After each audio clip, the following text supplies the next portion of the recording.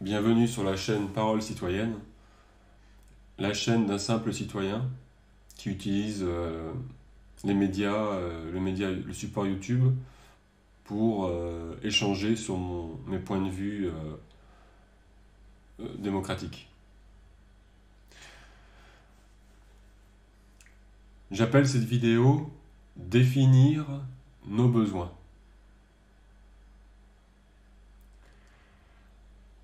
Nous sommes en pleine reconstruction de notre système de démocratie. Donc il y a encore la République qui tient parce qu'elle a derrière elle des forces de l'ordre, de leur ordre. Mais le nouveau système émergent est déjà là, il est déjà en gestation, il est déjà enfant. Il a passé la gestation, je pense qu'il est déjà au stade d'enfant déjà. Enfin, pas vraiment, parce qu'il n'a pas encore le pouvoir, donc on peut dire qu'il est pas encore vraiment né en fait. J'appelle cette vidéo Définir nos besoins. Il m'apparaît vital que dans cette démarche où nous sommes en train de refonder la démocratie, nous devons définir nos besoins. Pourquoi ? Parce que nous devons comprendre qu'est-ce que c'est de quoi avons-nous besoin et qu'est-ce qui est du luxe, qu'est-ce qui est quelque chose finalement qui n'est pas vital. Le besoin reste vital, reste des besoins vitaux. Aujourd'hui, si les gens sont dans la rue, c'est parce que nos besoins vitaux ne sont pas assurés. Donc, je ne voudrais pas faire cette vidéo très longue parce que je veux que l'essentiel ressorte. L'essentiel, nos besoins vitaux. Qu'avons-nous besoin ? Est-ce qu'on a besoin d'argent ou est-ce qu'on a besoin d'aliments, de toit, de chaleur humaine, de chaleur énergétique ?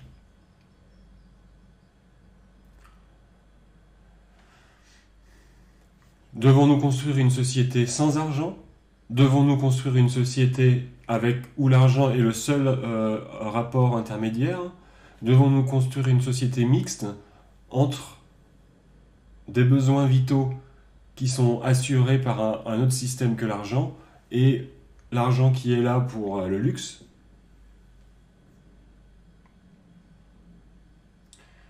Nous devons comprendre de quoi nous avons besoin.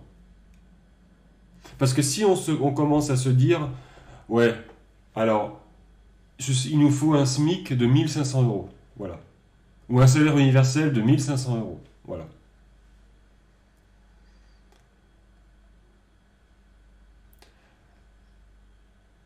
Est-ce que cette demande-là, dans le temps, garantira nos besoins vitaux ?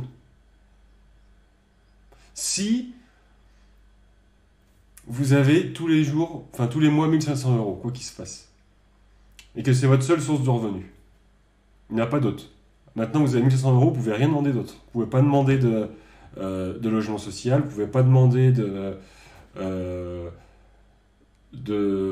compléments, d'aide complémentaire. Ce sera ça, en fait. Imaginons, voilà. Bon. Mais il y a dans le système des malins, des opportuns, qui ont déjà des sommes colossales de cet argent et qui peuvent jouer, influencer sur le système et qui peuvent parasiter le système à tel point que quand on vous donne 1500, eh bien, si on vous reprend 80% pour nourrir que le système, pour nourrir ceux qui profitent, quand je dis profite, c'est comme des parasites, quoi, je veux dire quelque part par là. C'est-à-dire que c'est qu'ils vont pomper l'énergie collective, mais qui vont pas participer vraiment à redistribuer en fait, qui vont plus que s'accaparer pour eux. Donc, qui vont déséquilibrer la balance générale. Qu'avons-nous besoin? Est-ce que nous avons besoin d'un SMIC à 1500 euros par mois ou d'un, je veux dire, d'un revenu universel de 1500 euros par mois? Ou est-ce que nous avons besoin d'avoir accès à une nourriture saine et de qualité, d'avoir accès à un toit en tant qu'humain, d'avoir accès à des soins en tant qu'humain?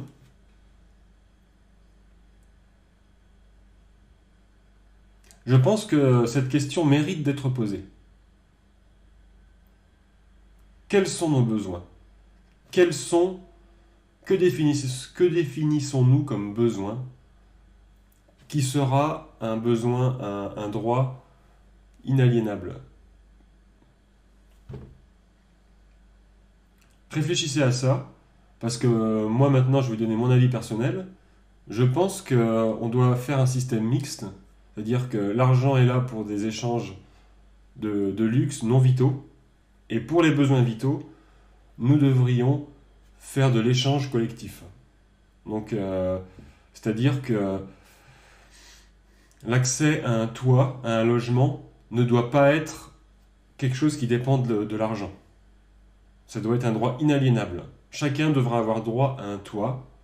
Bon, on va me dire, il y a déjà des lois pour ça. Mais est-ce que dans les cas, tout le monde a son toit? Est-ce que dans la réalité, tout le monde a son toit? Non. Alors, et on pourrait aussi faire ça existe déjà des centres.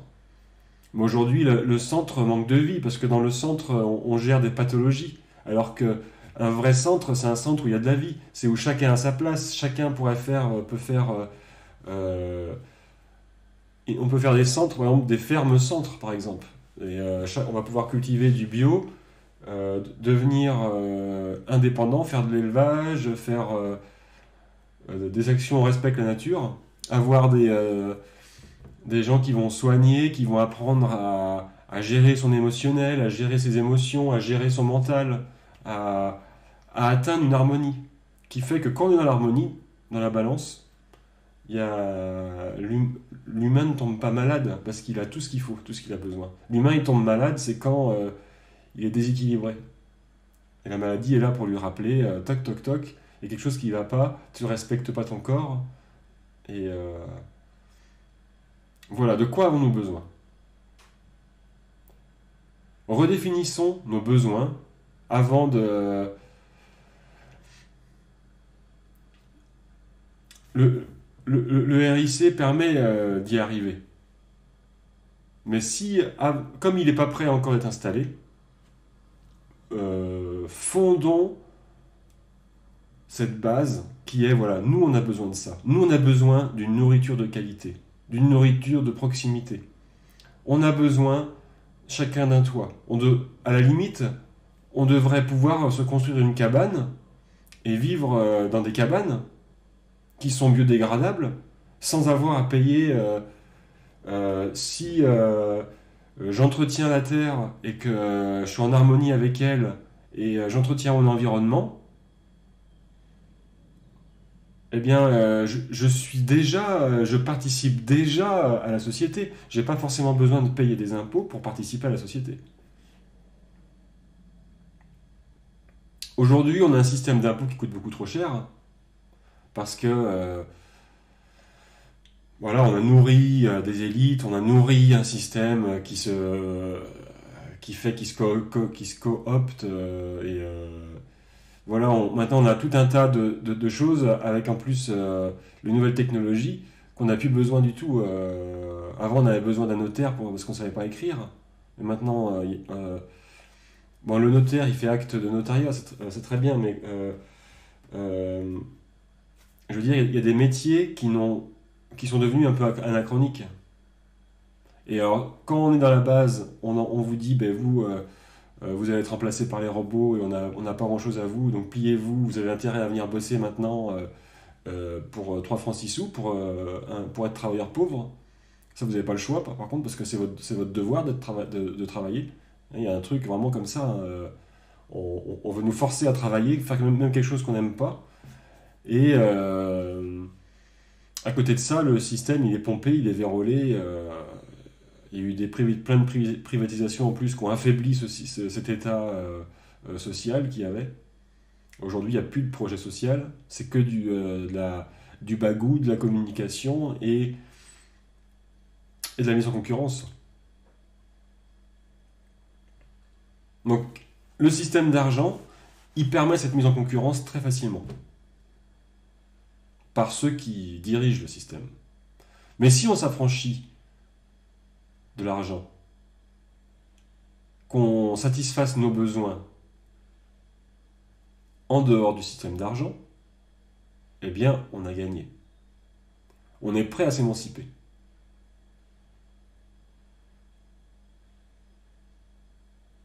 Et ça demande beaucoup de... Ça peut demander un grand chamboulement sociétal. C'est sûr que je suis conscient. Remettre tout le monde, pas tout le monde, mais beaucoup de gens à travailler la terre, ça peut être peut-être pas très bien perçu. Par beaucoup, parce que c'est une remise en... mais il y a besoin, je pense, que les gens ils aient envie de le faire. S'ils n'ont pas envie de le faire, ça ne marchera pas, c'est clair. Ils y croient pas, ça ne marchera pas. Mais je pense que ça peut porter des fruits très forts, très bons, et surtout de la nourriture de qualité, euh, une, euh, une redynamisation de la ruralité, on doit pouvoir se réapproprier ce qu'on nous a volé à travers ces politiques sauvages. Il y a eu des politiques sauvages, maintenant reprenons le terrain, à travers la terre, la pierre et l'esprit de communauté, de fraternité. Vous savez, je vais aborder un autre sujet après, c'est l'esprit de communauté, mais là j'en parle rapidement. Il y en a beaucoup qui nous disent, ouais, la France, il n'y a pas de communauté entre la France et, euh, et le citoyen, blablabla. Faux. Il y a toujours des communautés qui se créent, toujours. Alors, entretenir ce discours qu'il ne doit pas y avoir de communauté entre le citoyen et la, comment dire, entre l'État et le citoyen, eh bien,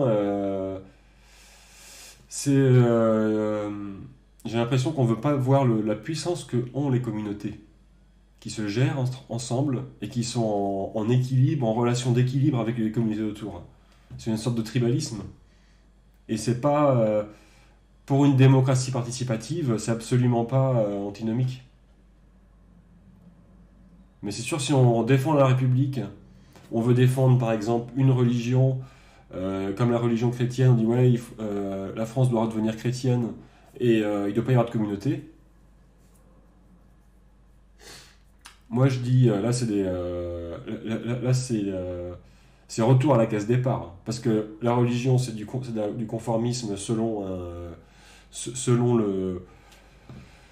quelqu'un qu'on connaît même pas, on sait même pas vraiment c'est quoi ses influences et il a pas l'air vraiment divin, tu vois. Je pense au pape François et il a l'air bien associé à des loges aussi noires, donc non, je crois pas qu'on doit remettre la religion devant, parce que la religion a exploité les hommes, elle a servi d'exploitant, elle a castré des hommes, elle a castré les hommes à travers la honte, le péché, des rapports sexuels, des choses qui rendent impuissants les gens. Et la communauté, elle a toujours été là, la commune, elle est là. Alors c'est l'État, oui et non. Parce que l'État, c'est général, c'est une nation. La commune, où il y a des communes de communes et des petites communes, des communautés, quand c'est vraiment dynamique, il y a une fraternité qui est là. Et je ne vois pas en quoi ça pose un problème qu'il y ait des communautés à l'intérieur d'un État. Alors là, pas du tout. Parce que dans les faits, il y en a. Donc dire ouais, la République, c'est l'absence de communauté, non. Il y a toujours eu plein de cultures, et même entre des Basques et des Bretons, c'est pas la même culture. Voilà. Donc je suis désolé, mais je pense qu'il y a des notions à revoir aussi. Donc, on est vraiment à revoir les bases là. Revoir les bases, redéfinir nos besoins. De quoi avons-nous besoin? Allez, bisous, je vous embrasse.